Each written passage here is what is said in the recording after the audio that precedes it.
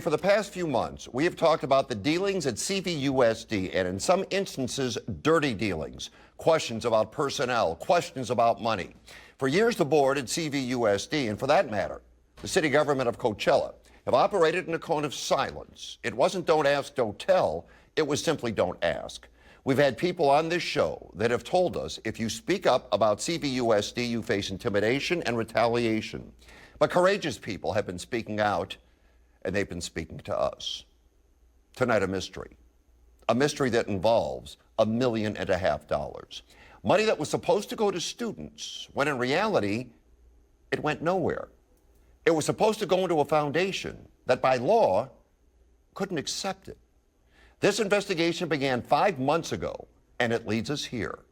$1.5 million specifically designated for kids.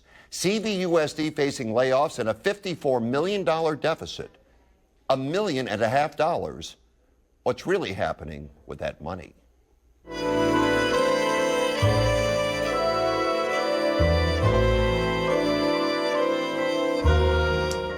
Our story begins with a piece of land owned by CVUSD. There is nothing on the land, but CVUSD is making money with it. Golden Voice offered to lease the land during Coachella and Stagecoach. CVUSD agreed to allow Golden Voice the rights to use the land every year during April, May, and October. Golden Voice agreed to pay CVUSD approximately $600,000 a year. They agreed on a two-part payment for the land use, an annual $200,000 fee paid directly to the district to use any way the district wanted.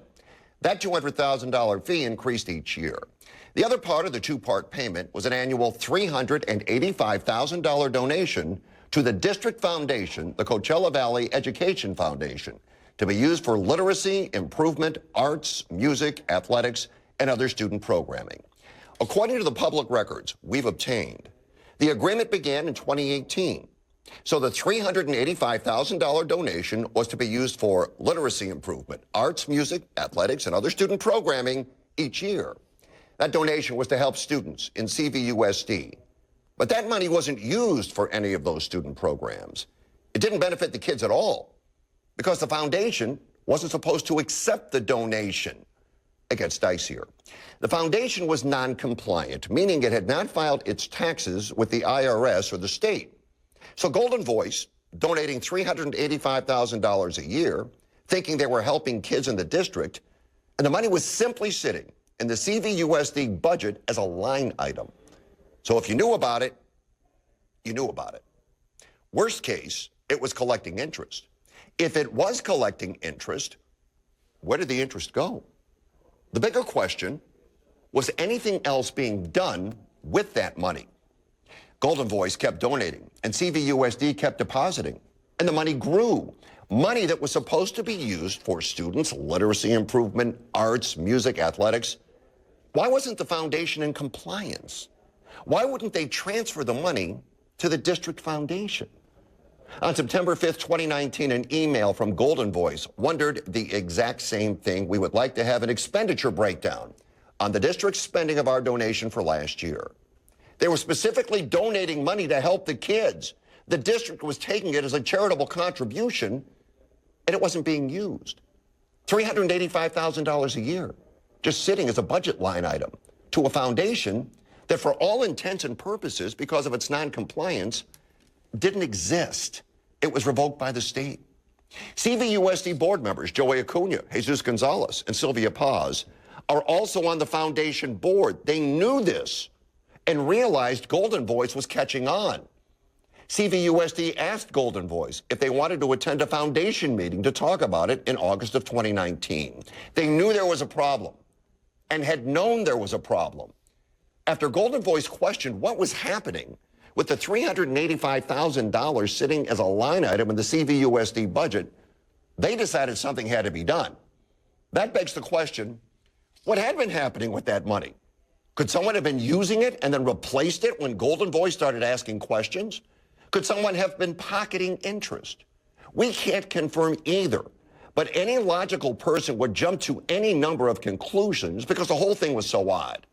In 2022, the foundation was allowed a probationary reinstatement. That means they finally became compliant and could legally solicit and receive donations again. But there are so many questions here.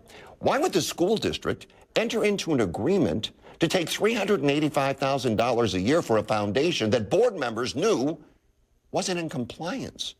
Knowing that, what was the purpose for accepting the money for the foundation and putting it in the school district budget? Who had access to those funds? Because they existed, but literally didn't. Because the foundation knew it was not compliant. From public records, we confirm certain people knew. This was the agenda from the October 4th, 2023 board meeting. Golden Voice donations to the foundation. If they knew but hadn't done anything about it, why? Why was it so important for that money to sit unused when it was supposed to be used for the kids? From other public records, we learned that CVUSD was supposed to finally transfer the $1,540,000 in Golden Voice donations to the foundation this past April. Why did it take so long? To put it into context, an 8th grade student would be a college freshman before CVUSD transferred even $1 of those donations to the foundation. We also learned that according to district financials, it appears the $1,540,000 was not moved to the foundation. Here's the line item where the money has been parked, and this is the amount as of last September. Here's the line item, same parked money, and this is the current amount. They look a little different, don't they? CVUSD has bungled its finances, has to cut $54 million, is discussing laying off staff, and real money that could have been used for students was sitting in a line item in a budget. To call it a simple oversight would be generous. After scouring almost 1,000 pages of documents and emails, the foundation was non-compliant. The school district continued to take money. Members of both the school board and the foundation board knew what was going on. To wrap it up, 2 questions. Why did this happen? And what really happened with that money?